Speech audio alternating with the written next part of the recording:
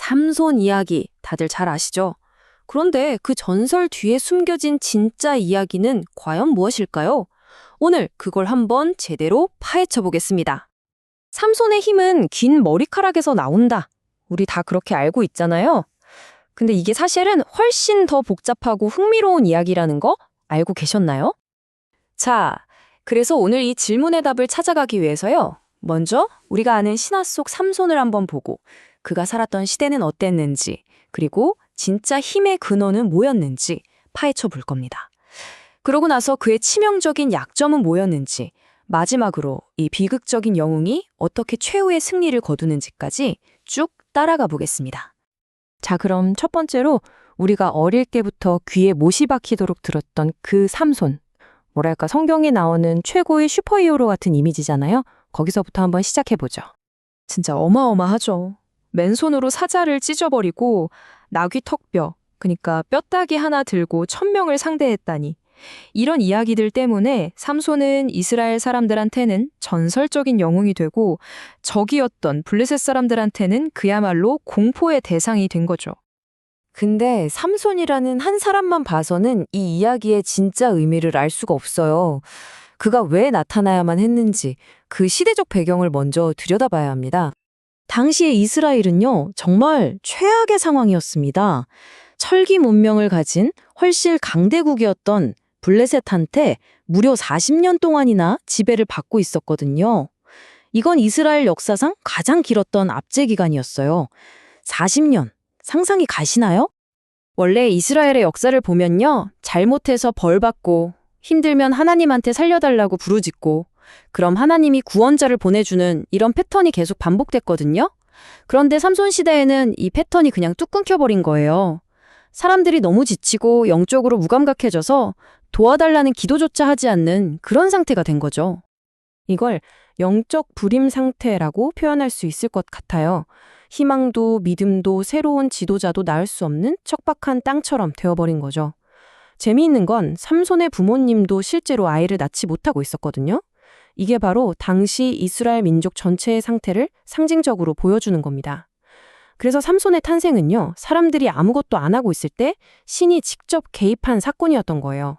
달라고 하지도 않은 아이를 선물로 준 거죠.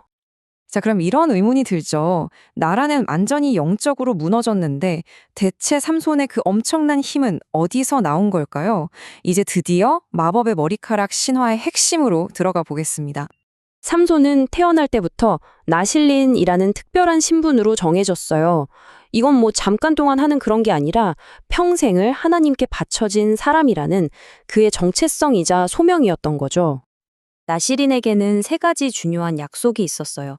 첫째, 포도주는 물론이고 포도로 만든 건 입에도 대면 안 되고요. 둘째, 죽은 시체를 만지면 안 돼요. 마지막 셋째가 바로 그 유명한 거, 머리카락을 절대 자르면 안 된다는 거였죠. 이 3가지가 바로 하나님과의 약속을 보여주는 외적인 증표였던 셈입니다.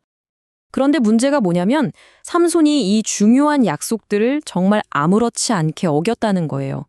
사자 시체도 만지고 적들의 전치에 가서 어울리고, 그러니까 사실 그는 처음부터 완벽한 영혼과는 거리가 멀었던 거죠. 머리카락은 그에게 남은 마지막 약속의 상징이었을 뿐입니다. 자, 그러니까 여기가 진짜 중요한 포인트입니다. 힘이 머리카락 자체에 있었던 게 절대 아니에요.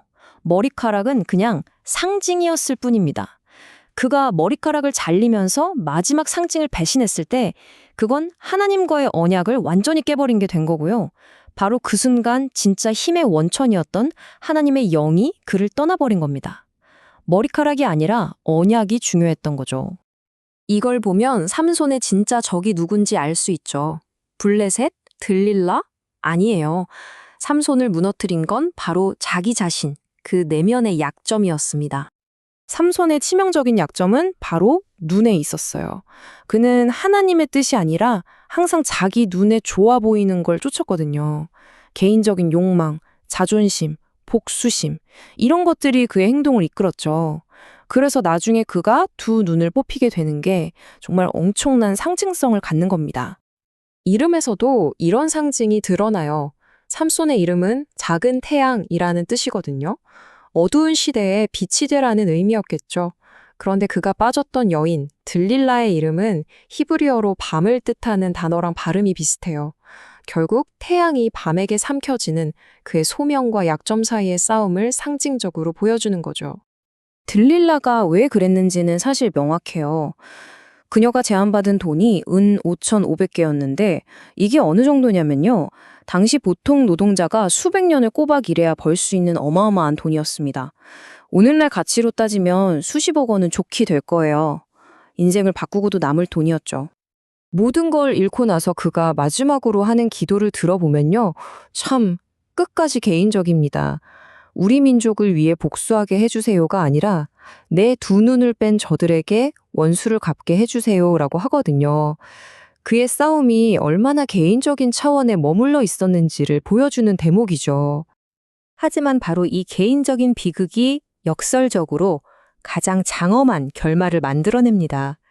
삼손은 가장 밑바닥으로 떨어진 그 순간 비로소 평생의 사명을 완수하게 되거든요.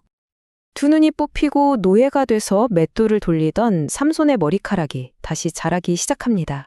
어쩌면 이건 신이 준 마지막 기회라는 신호였을지도 모르죠. 그리고 그는 블레셋의 신전으로 끌려가 조롱거리가 되는데 바로 그 신전의 중심 기둥 사이에 서게 됩니다. 그의 마지막 무대가 펼쳐지는 거죠. 마지막 기도를 올리자 신은 그에게 다시 한번 힘을 줍니다.